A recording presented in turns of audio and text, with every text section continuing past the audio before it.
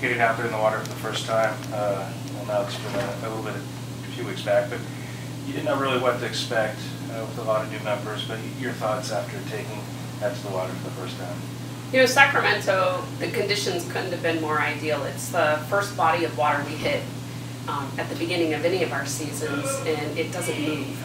And because the water is so low in Sacramento, they've been releasing the water out of the dam. So it was really exciting to come down the course and to actually break 7 minutes. This is not something we've traditionally done until really heading right into championships, and I think it bodes well for the future.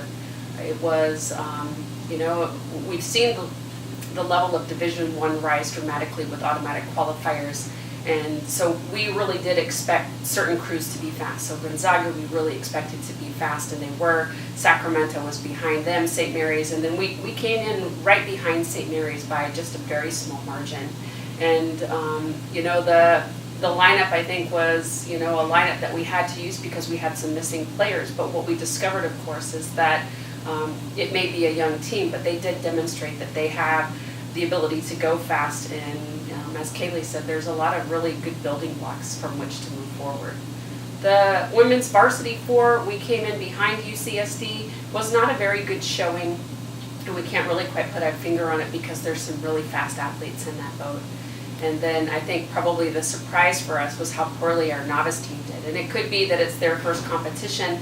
You know, we've seen them perform at a much higher caliber at practice, but yet on race day they could not get it together. And so what spring break really helped them do is to really work on some technique and a little bit more confidence.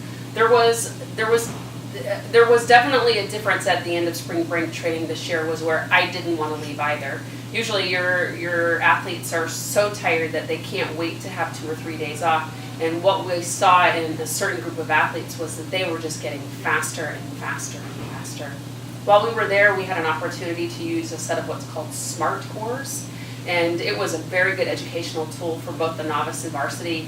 It measures the velocity of their stroke.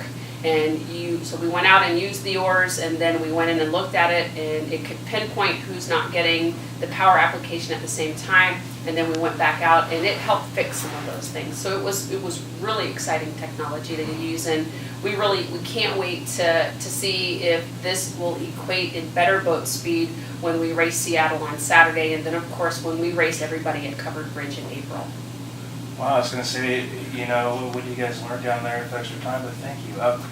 The home regatta on Saturday, over the years, I mean, there's been times when budgets, teams can come here, canceling weather, but this time, you know, you got some schools here, it's the lone regatta, and for you guys, I mean, talk about this, the big event for you guys to be, you know, home for the one time out of the year. You know, it's been 7 years since Seattle Pacific has come to Humboldt, and it is definitely budget driven. So we're really excited that they're taking the opportunity to come visit us, and you know, they love coming to Humboldt. We've always been very hospitable, and it's kind of interesting. The weather could be pretty divine all the way in and around home regatta, but come home regatta, the weather is usually not very nice, and the forecast is scheduled to be 100% chance of rain. But the winds are promising. They're coming out of the south. We rode today winds out of the south at 12 to 14 miles per hour, and the tide is moving with the winds. So we think that the water conditions should be perfect, even if the weather conditions may not be. What makes Humboldt Bay unique than, say, I know you said up in Sacramento the water is like perfect in other places, but what makes the Humboldt Bay unique for you guys when you get on the water? There is never a moment where the water is not moving. And so it's difficult to gauge your speed. It's a good training tool to train against the tide. It really helps in power application.